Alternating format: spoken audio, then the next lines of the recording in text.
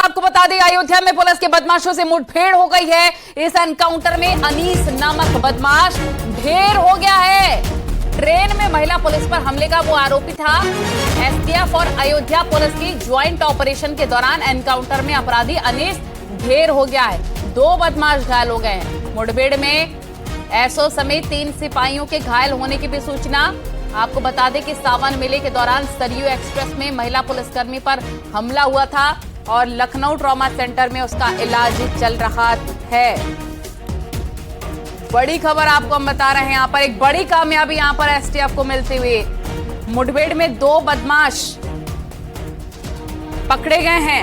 Train में सिपाही पर हमला हुआ। बदमाशों की फायरिंग में 3 पुलिस वाले घायल हुए क्योंकि ये मुठभेड़ हुई थी। अयोध्या से इस वक्त ये सबसे बड़ी खबर है, जहां पर एक बड़ी कामयाबी पुलिस और एसटीएफ को एनकाउंटर में बदमाश अनीस को ढेर कर दिया गया है।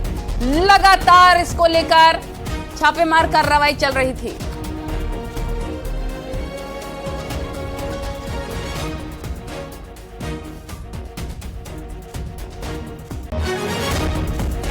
शुक्ला हमारे सहयोगी तमाम जानकारी के साथ फोन लाइन पे जुड़ गए हैं। केबी, लगातार इस आरोपी की तलाश हो रही थी क्योंकि जो घायल सिपाही थी, महिला सिपाही, वो कुछ बता देने की भी हालत में नहीं थी, लेकिन बस इतना बताया था कि 2 आरोपियों ने महिला सिपाही पर हमला किया। ये बहुत बड़ी कामयाबी है पुलिस के लिए। मुठभेड़ में इन बदमाशों को पकड़ लिया गया है। क्या जानकारी?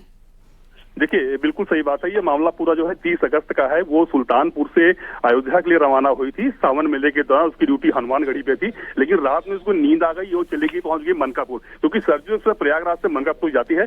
मनकापुर में इसको देर रात हो गई, फिर देर रात वहां से लौटी, तो मनकापुर अयोध्या के बीच में यह वारदात हुई थी 30 अगस्त की रात में। तो कुल मिला के जो मामला था, पूरे मामले को हाई कोर्ट जो है वो मॉनिटरिंग कर रहा था। कई बार रिपोर्ट मांग चुका था यूपी सरकार से भी और रेलवे से भी। तो कुल मिला के पूरे मामले को यूपी सरकार ने यूपी एसटीएफ को सौंप दिया था। यूपी एसटीएफ की जांच कर रही थी। तो जो सीसीटीवी फुटेज जो मनकापुर रेलवे स्टेशन से निकाला गया था, उसके हिसाब से जो है स्केच जारी हुआ। 1 लाख रुपए का इनाम रखा गया। तो यूपी एसटीएफ पूरे मामले की जांच कर रही थी।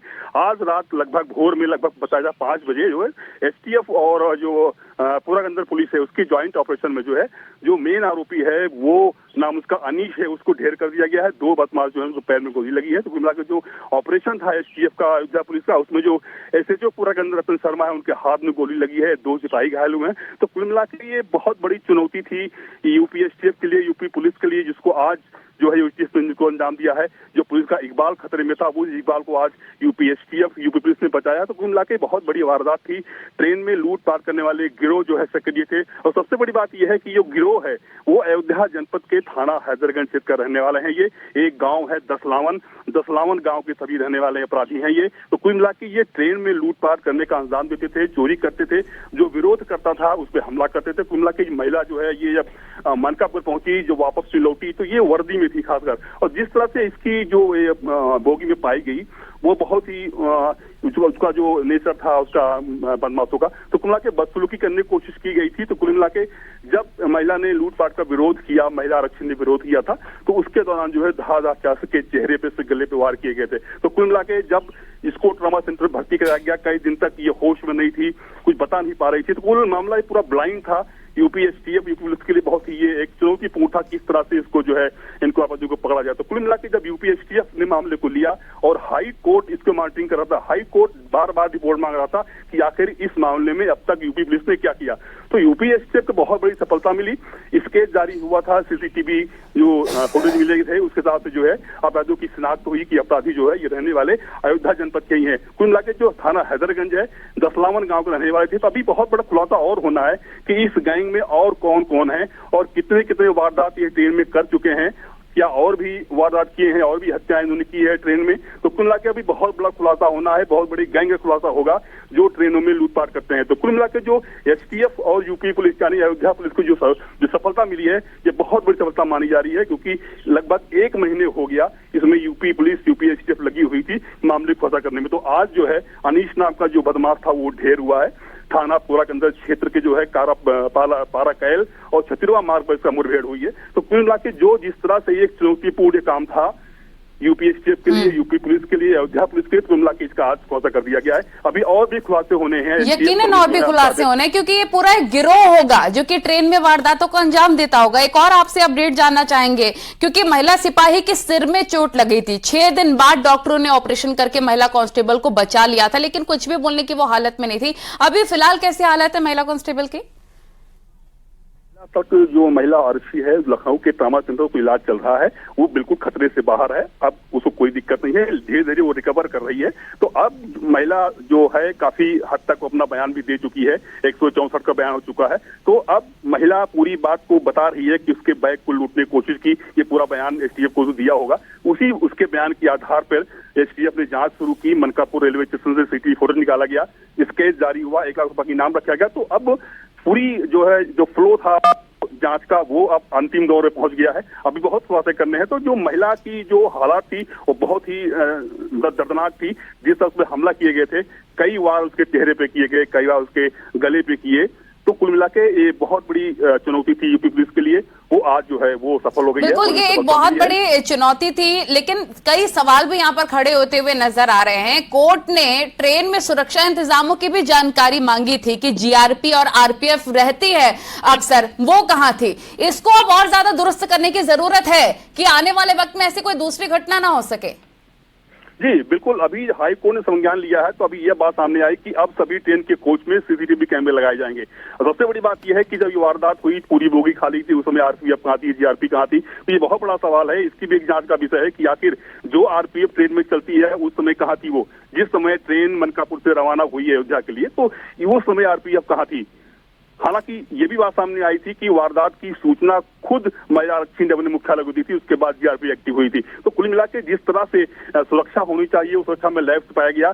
बाद में ये सरकार ने फैसला लिया है कि अब ट्रेनों में हर बोगी में हर जगह जो है सीसीटीवी कैमरे लगाए जाएंगे। लेकिन जब ये वारदात हो जाती है तब ये बात सामने आती है कि अब ये किया जाएगा सुरक्षा के जब। तो अब तक जो सुरक्षा जो नाकाफी थी उसको भरने के लिए अब यूपी पुलिस या यूपी जो सरकार है वो करने जा रही है, सीसीटीवी कैमरे लेस करेगी। लेकिन सबसे बड़ा सवाल ये है कि जब वारदात होती है तो उस समय आरपीएफ नहीं होती है, मौके पर पुलिस नहीं होती, ताकि जो आरपीएफ की ड्यूटी थे, जो वहां पर आरपीएफ के जवान ड्यूटी पे थे, वो उस समय कहाँ थे? सबसे बड़ा सवाल ये है, जांच का विषय है कि आरपीएफ जो ट्रेन पे चलती है वो उस समय कहाँ थी? तो सुरक्षा लैस जरूर था, लेकिन अब उसको सुधारने की कोशिश की जा रही है। यूपी सरकार जो है अब सभी ट्रेनों में सीसीटीवी कैमरा लाने की बात कर रही है। ठीक है, क्योंकि हम आपसे ये भी जानना चाहेंगे, महिला कांस्टेबल के चेहरे पर 15 टांके आए हैं, चाकू से हमला करने की भी आशंका यहाँ पर। हालांकि यौन उत्पीड़न की किसी भी तरह की पुष्टि नहीं हुई है, लेकिन क्या अब पुलिस इस गैंग के पैटर्न को भी जानने की कोशिश करेगी? किस तरह से हमले करते थे, कौन कौन से गिरोह थे, कहां कहां पर इस वारदातों को अंजाम देते थे? ये पूरा पैटर्न समझना जानना भी अब जरूरी होगा। जी बिल्कुल, जिस तरह से वारदात हुई थी, कौन गिरोह शामिल था, हालांकि गिरोह का आज खुलासा हो गया कि अयोध्या के जनपद के रहने वाले गैंग था वो। लेकिन इनका जो कार्य करने की जो शैली थी, किस तरह से ये चोरी करते थे, डकैती करते थे, लूटपाट करते थे, और ये अपने साथ धारदार हथियार रखते थे, चाहे चाकू हो या कोई और हथियार हो, साथ रखते थे कि अगर ऐसा हुआ तो हम हमला कर सके। जिस तरह से महिला आरक्षी पर हमला किया गया था, कई बार उसे गले पे किए गए, कई बार उसके चेहरे पे किए गए। जब वो वर्दी पहने थी तो शायद उनको लगा कि ये वर्दीधारी महिला है, पुलिस की है, तो इसको जान से मार दिया ताकि कोई सबूत न रह जाए। लेकिन वो महिला बच गई और उसने पूरा बयान भी दिया। हालांकि बयान काफी दिन बाद आया क्योंकि वो महिला होश में नहीं थी, बताने की पक्ष में नहीं थी। ये सब उसको जिस तरह हमला किया गया था, तो कुल मिला के जिस तरह से सिक्योरिटी ट्रेनों में होनी चाहिए वो नहीं है। आरपीएफ की ड्यूटी लगती जरूर है, लेकिन आरपीएफ कितना काम करती है बड़ा सवाल है। तो कुल मिला के जिस तरह से ये बदमाश काम करते हैं, अभी खुलासा होगा कि किन किन ट्रेनों पर इन्होंने वारदात कर रखा है, इनकी जो दूसरा ये भी है कि शुक्ला यहाँ पर कि जिस प्रकार से एयरपोर्ट पर फ्लाइट में चढ़ते वक्त तमाम चीजों की जांच पड़ताल होती है, बैग की चेकिंग होती है, ऐसे में ट्रेन की सुरक्षा पर भी सवाल उठ रहा है कि ट्रेन में अगर कोई जाता है, कोई हथियार, चाकू, पिस्टल, तमंचा रखता है, तो ये भी बारीकी से जांच करने की जरूरत है।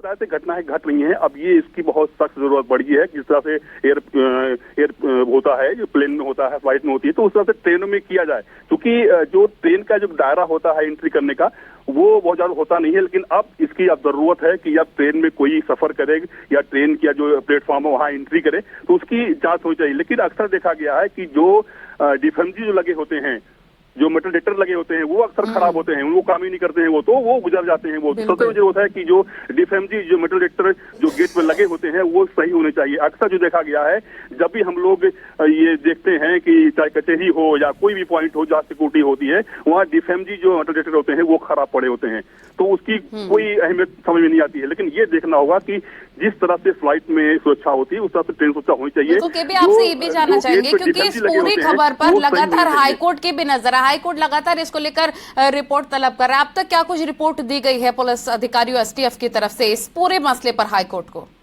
देखिए, हाईकोर्ट शुरू से ही मामले को संज्ञान में लिया था। रेलवे विभाग और उसके साथ ही जो यूपी पुलिस थी उसने अपनी रिपोर्ट दी, बाद में एसटीएफ ने रिपोर्ट दी कि हम इस नतीजे पर पहुंचे हैं। जो पुलिस काम कर रही थी उसकी एक रिपोर्ट हाई कोर्ट को जा रही थी कि हम इस यहाँ पहुंचे, हमारी जांच इस स्तर पर पहुंची है। और अब हमें लगता है कि आज या कल में एक हाई कोर्ट की रिपोर्ट और जाएगी कि हमने एसटीएफ जो यूपी पुलिस जो संयुक्त ज्वाइंट कॉर्पोरेशन में जो है हमने इसको मार्ग दिया है। तो ये समय समय पर हाई कोर्ट जो है संज्ञान ले रहा था, उसकी मॉनिटरिंग कर रहा था, हर दिन हर पहलू की जांच की वो मॉनिटरिंग कर रहा था कि अब यूपी एसटीएफ किस नतीजे पर पहुंची है, उसकी जांच कहां पहुंची है, उसकी रिपोर्ट वो ले रहा था। तो कुल मिला के हाई कोर्ट के संज्ञान लेने के बाद हम कह सकते हैं कि हाई कोर्ट संज्ञान लेने के बाद ही जो है जो तेजी दिखाई पड़ी, जो तत्परता दिखाई पड़ी, एक चुनौती जो थी वो आज जो है बहुत बड़ी कामयाबी है पुलिस के लिए, एसटीएफ के लिए। जल्दी से ये भी अपडेट दे दीजिए क्योंकि 3 पुलिसकर्मी भी इसमें घायल हुए हैं, उनकी फिलहाल कैसी हालत है? देखिए, सभी पुलिसकर्मी जो घायल हैं, चाहे एसएचओ हो सिपाही हो, सभी की खाल जो है खतरे से बाहर है। पैर में गोली लगी है, जो एसएचओ अरुण शर्मा उनके हाथ में गोली लगी है, तो खतरे से बाहर वो भी हैं, वो भी जिला अस्पताल में टहलते हुए नजर आ रहे हैं, कहीं कोई दिक्कत नहीं है। लेकिन जो अन्य जो अपराधी घायल हुए हैं उनका भी इलाज चल रहा है, उनसे भी बहुत खुलासे होने हैं। ठीक है।